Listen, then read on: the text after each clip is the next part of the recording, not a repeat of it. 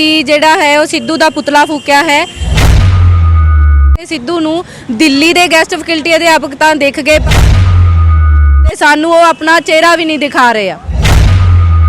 ਇਹਨਾਂ ਸਾਰਿਆਂ ਨੇ ਹੀ ਮਿਲ ਕੇ ਸਾਡੀ ਨੌਕਰੀ ਖੋਹ ਲਿੱਤੀ। ਪੰਜਾਬ ਦੇ ਬਾਰੇ ਕੀ ਖਿਆਲ ਹੈ ਸਿੱਧੂ ਜੀ ਤੁਹਾਡਾ? ਤੁਸੀਂ ਤਾਂ ਸਾਡੇ ਉੱਤੇ ਗੱਡੀ ਚੜਾਉਣ ਤੋਂ ਵੀ ਨਹੀਂ ਸੋਚਿਆ। ਸ਼ਰੇਆਮ ਡਰਾਮਾ ਲੱਗਦਾ ਹੈ ਕਿ ਇਹ ਸਾਰੇ ਡਰਾਮਿਆਂ ਦੀ ਸਰਕਾਰ ਹੈ। ਇਹ ਸਿਰਫ ਵੋਟਾਂ ਭਰਮਾਉਣ ਲਈ ਇਹ ਸਾਰਾ ਕੁਝ ਕਰ ਰਹੇ ਹੈ।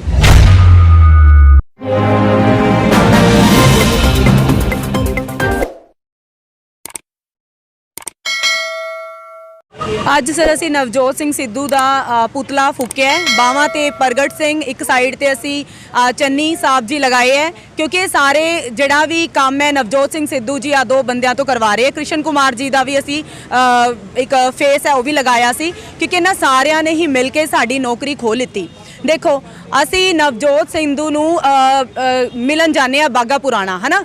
ਉਹਨਾਂ ਦੀ ਕਾਰ ਅੱਗੇ ਖੜੇ ਆ ਤੇ ਉਹ ਆਪਣੇ ਡਰਾਈਵਰ ਨੂੰ ਕਹਿੰਦੇ ਸਪੀਡ ਵਧਾ ਲਓ। ਪੰਜਾਬ ਦੀ ਗੈਸਟ ਫੈਕਲਟੀ ਦੇ ਉੱਤੇ ਤਾਂ ਕਾਰ ਚੜਾਉਣ ਨੂੰ ਸਰ ਤਿਆਰ ਹੈ, ਲੇਕਿਨ ਜਿਹੜੇ ਦਿੱਲੀ ਦੇ ਗੈਸਟ ਪ੍ਰੋਫੈਸਰਸ ਹੈ ਉਹਨਾਂ ਦੇ ਆਂਸੂ ਦਿਖ ਰਹੇ ਹੈ। ਉਹਨਾਂ ਨੂੰ ਕਹਿੰਦੇ ਪਏ ਹੈ ਕਿ ਹਾਂ ਸਿੱਖਿਅਕ ਕੀ ਹੁੰਦਾ, ਇੱਕ ਗੁਰੂ ਹੈ, ਉਹਨੂੰ ਤਾਂ ਮਿੱਟੀ ਦੇ ਵਿੱਚ ਸੜਕਾਂ ਦੇ ਉੱਤੇ ਰੋਲਣਾ ਕੇਜਰੀਵਾਲ ਲਈ ਬਹੁਤ ਗਲਤ ਗੱਲ ਹੈ। ਤੇ ਵਾਟ ਅਬਾਊਟ ਦਿਸ ਪਲੇਸ? ਪੰਜਾਬ ਦੇ ਬਾਰੇ ਕੀ ਖਿਆਲ ਹੈ ਸਿੱਧੂ ਜੀ ਤੁਹਾਡਾ? ਇੱਥੇ ਅਸੀਂ ਵੀ ਰੁਲ ਰਹੇ ਹਾਂ, ਤੁਸੀਂ ਤਾਂ ਸਾਡੇ ਉੱਤੇ ਗੱਡੀ ਚੜਾਉਣ ਤੋਂ ਵੀ ਨਹੀਂ ਸੋਚਿਆ। ਉਹ ਵੀ ਤੁਸੀਂ ਚੜਾਉਣ ਨੂੰ ਤਿਆਰ ਹੋ ਗਏ ਤੇ ਸਿੱਖਿਅਕ PhD ਨੈਟ ਕੀਤੇ ਜ਼ੀਰੋ ਕਰਤੇ, ਨਾਲੇ ਉਹਨਾਂ ਤੇ ਗੱਡੀ ਚੜਾਉਣ ਨੂੰ ਵੀ ਈਜ਼ੀਲੀ ਤੁਸੀਂ ਆਰਾਮ ਨਾਲ ਕਹਿਤਾ ਡਰਾਈਵਰ ਨੂੰ। ਉਹ ਕਿਵੇਂ ਕਹਿਤਾ?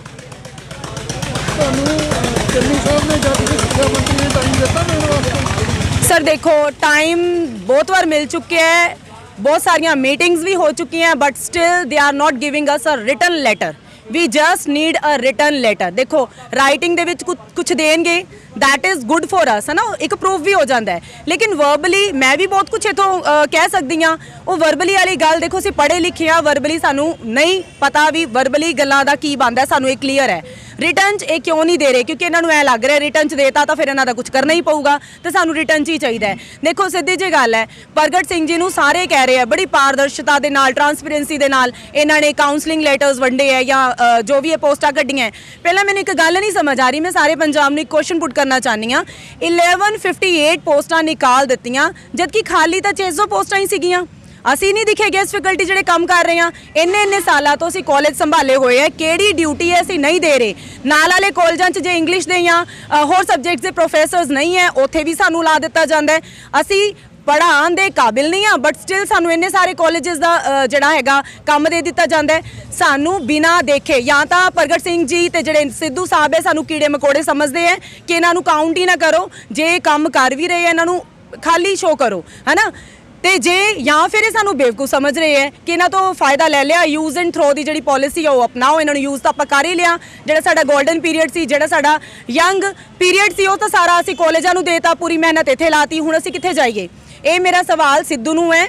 ਸਿੱਧੂ ਜਿਹੜਾ ਦਿੱਲੀ ਬੈਠਾ ਹੈ, ਉਹ ਪਲੀਜ਼ ਇਸ ਗੱਲ ਦਾ, ਜੇ ਕਿਤੇ ਵੀ ਉਹਨਾਂ ਨੂੰ ਇਹ ਵੀਡੀਓ ਪਹੁੰਚਦੀ ਹੈ, ਉਹ ਜ਼ਰੂਰ ਇਸ ਗੱਲ ਦਾ ਜਵਾਬ ਦੇਣ। ਅੱਜ ਸਾਡਾ ਮਾਮਲਾ ਇਹ ਹੈ ਕਿ ਅਸੀਂ ਜਿਹੜਾ ਹੈ ਉਹ ਸਿੱਧੂ ਦਾ ਪੁਤਲਾ ਫੂਕਿਆ ਹੈ।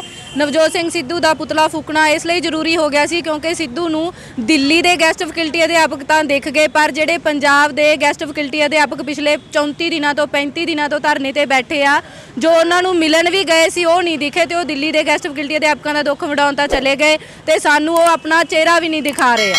ਸਰ ਕਹਿਣ ਦੇ ਲਈ ਤਾਂ ਉਹ ਪਿਛਲੇ 1.5-2 ਮਹੀਨਿਆਂ ਤੋਂ ਇਹੀ ਗੱਲ ਕਹਿ ਰਹੇ ਆ ਵੀ ਗੈਸਟ ਫੈਕਲਟੀ ਅਧਿਆਪਕਾਂ ਦਾ ਵੀ ਮਸਲਾ ਜਿਹੜਾ ਉਹ ਹੱਲ ਹੋ ਚੁੱਕਿਆ, ਉਹਨਾਂ ਦੀ ਨੌਕਰੀ ਸੁਰੱਖਿਅਤ ਆ। ਪਰ ਅਸੀਂ ਕਹਿੰਦੇ ਆ ਵੀ ਸਾਨੂੰ ਰਿਟਰਨ ਦੇ ਵਿੱਚ ਇਹ ਚੀਜ਼ ਆ ਜਿਹੜੀ ਉਹ ਦਿੱਤੀ ਜਾਵੇ। ਉਹ ਰਿਟਰਨ ਦੇ ਵਿੱਚ ਇੱਕ ਲੈਟਰ ਕਿਉਂ ਨਹੀਂ ਜਾਰੀ ਕਰਦੇ? ਜੇਕਰ ਸਾਡੀ ਨੌਕਰੀ ਸੁਰੱਖਿਅਤ ਉਹਨਾਂ ਨੇ ਕਰ ਦਿੱਤੀ ਆ ਤਾਂ ਉਹਨਾਂ ਨੂੰ ਕੀ ਤਕਲੀਫ ਹੈ ਜਾਂ ਉਹਨਾਂ ਨੂੰ ਕੀ ਮਤਲਬ ਅਜਿਹਾ ਡਰ ਹੈ ਕਿ ਉਹ ਆਪਣੀ ਇਸ ਸਟੇਟਮੈਂਟ ਨੂੰ ਰਿਟਰਨ ਰੂਪ ਦੇ ਵਿੱਚ ਸਾਨੂੰ ਨਹੀਂ ਦੇ ਰਹੇ ਆ। ਸਮਾਂ ਥੋੜਾ ਰਹਿ ਗਿਆ, ਜੇ ਸਰਕਾਰ ਨੇ ਤੁਹਾਡਾ ਮਸਲਾ ਹੱਲ ਨਹੀਂ ਕੀਤਾ ਫਿਰ ਅੱਗੇ ਕੀ ਕਰਨਾ? ਸਰ ਅਸੀਂ ਪਿੰਡਾਂ ਦੇ ਵਿੱਚ ਜਾਣ ਲੱਗੇ ਹਾਂ, ਹੁਣ ਲੋਕਾਂ ਦੇ ਰੂਬਰੂ ਹੋ ਰਹੇ ਹਾਂ। ਅਸੀਂ 1-2 ਪਿੰਡਾਂ ਦੇ ਵਿੱਚ ਜਿਵੇਂ ਬੁਰਜ ਮਹਿਮਾ, ਸੀਵੀਆਂ, ਕੋਠੇ ਗੁਰੂ ਕੇ, ਇਹਨਾਂ ਪਿੰਡਾਂ ਦੇ ਵਿੱਚ ਜਾ ਰਹੇ ਹਾਂ ਤੇ ਲੋਕਾਂ ਨੂੰ ਜਿਹੜਾ ਹੈ ਉਹ ਕਾਂਗਰਸ ਵਰਗੀ ਗੰਦੀ ਸਰਕਾਰ ਤੇ ਨਿਕੰਮੀ ਸਰਕਾਰ ਪ੍ਰਤੀ ਜਿਹੜਾ ਹੈ ਉਹ ਜਾਗਰੂਕ ਕਰ ਰਹੇ ਹਾਂ, ਤਾਂ ਕਿ ਲੋਕ ਆਉਣ ਵਾਲੇ ਸਮੇਂ ਦੇ ਵਿੱਚ ਜਿਹੜੀਆਂ 2022 ਦੀਆਂ ਇਲੈਕਸ਼ਨ ਹੋਣੀਆਂ ਉਹਨਾਂ ਦੇ ਵਿੱਚ ਅਜਿਹੀ ਗੰਦੀ ਸਰਕਾਰ ਨੂੰ ਆਪਦਾ ਵੋਟ ਆ ਜਿਹੜਾ ਉਹ ਨਾ ਦੇਣ।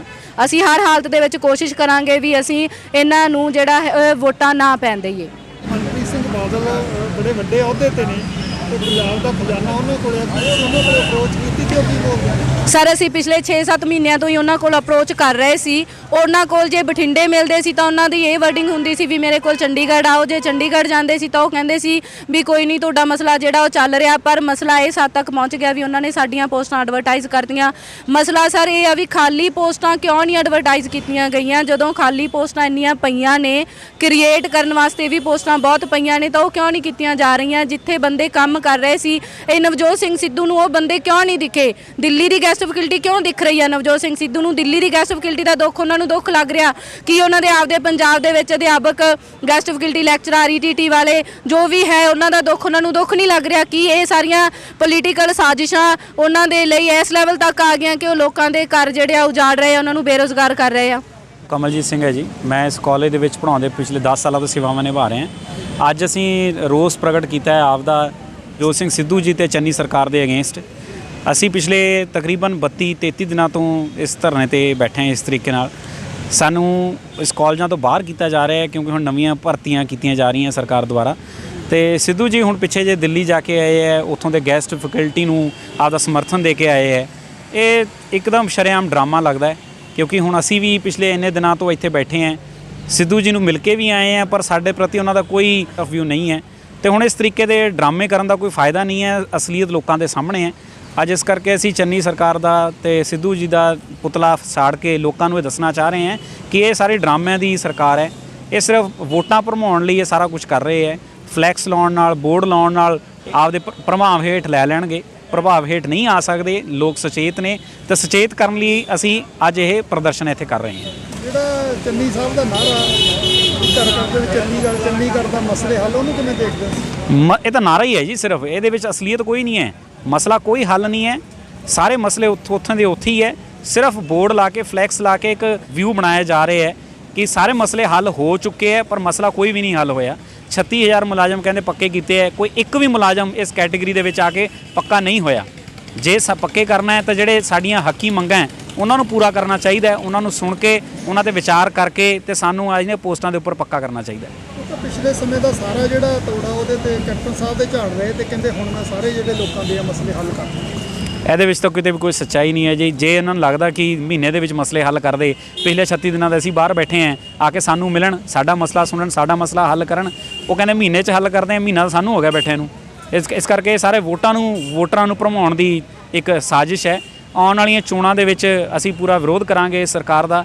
ਤੇ ਚੰਨੀ ਸਰਕਾਰ ਨੂੰ ਜਾਂ ਸਿੱਧੂ ਜੀ ਨੂੰ ਪਤਾ ਲੱਗ ਜਾਏਗਾ ਕਿ 906 ਪਰਿਵਾਰ ਜਦੋਂ ਇਕੱਠੇ ਹੋ ਕੇ ਇੱਕ ਜੁੜਤਾ ਨਾਲ ਤੁਰਦੇ ਹੈ ਤਾਂ ਉਹਦਾ ਖਮਿਆਜ਼ਾ ਕਿਸ ਤਰੀਕੇ ਨਾਲ ਭੁਗਤਣਾ ਪੈਂਦਾ ਹੈ ਸਰਕਾਰ ਨੂੰ। ਪੀਜੀਐਸ ਵਾਲਿਆਂ ਤੇ ਈਟੀਡੀ ਟੀਚਰ ਯੂਨੀਅਨ ਨੂੰ ਕੱਲ੍ਹ ਜਲੰਧਰ ਪ੍ਰਗਟਜੀਤ ਸਿੰਘ ਜੀ ਨਾਲ ਮੀਟਿੰਗ ਹੋਈ ਆ। ਉਹਨਾਂ ਦੀ ਆਸ ਜਤਾਈ ਜਾ ਰਹੀ ਹੈ ਵੀ ਜਿਹੜਾ ਸਾਡਾ ਮਸਲਾ ਹੱਲ ਹੋ ਜਾਊਗਾ। ਕੀ ਤੁਹਾਡੇ ਨਾਲ ਕਿਸੇ ਨੇ ਗੱਲਬਾਤ ਕੀਤੀ? ਆਸ ਤਾਂ ਜਤਾਈ ਹੈ, ਸਿਰਫ ਲੋਲੀਪੌਪ ਹੀ ਦਿੱਤੇ ਹੈ। ਪਿੱਛੇ ਅਸੀਂ ਮੁਜ਼ਾਹਰਾ ਵੀ ਕੀਤਾ ਸੀ ਇਸੇ ਗੱਲ ਨੂੰ ਲੈ ਕੇ। ਜਦੋਂ ਵੀ ਕਿਸੇ ਮੰਤਰੀ ਕੋਲ ਜਾਂਦੇ ਹਾਂ ਉਹ ਸਿਰਫ ਲੋਲੀਪੌਪ ਹੀ ਦਿੰਦੇ ਹੈ ਵੀ ਤੁਹਾਡਾ ਮਸਲਾ ਹੋ ਜਾਏਗਾ, ਠੀਕ ਹੈ ਅਸੀਂ ਕਰ ਦੇਵਾਂਗੇ, ਪਰ ਅਸਲੀਅਤ ਕੁਛ ਨਹੀਂ ਹੈ। ਜਿਵੇਂ ਦੇ ਬੈਨਰ ਲੱਗੇ ਹੈ ਉਹੋ ਜਿਹੀਆਂ ਗੱਲਾਂ ਸਾਡੇ ਨਾਲ ਕਰ ਦਿੰਦੇ। ਇਸ ਕਰਕੇ ਇਹ ਸਿਰਫ ਜ਼ਮੀਨੀ ਸੱਚਾਈ ਕੁਛ ਨਹੀਂ ਹੈ, ਸਿਰਫ ਹਵਾਈ ਕਲਈ ਹੈ, ਹਵਾਈ ਗੱਲਾਂ ਹੀ ਹੈ।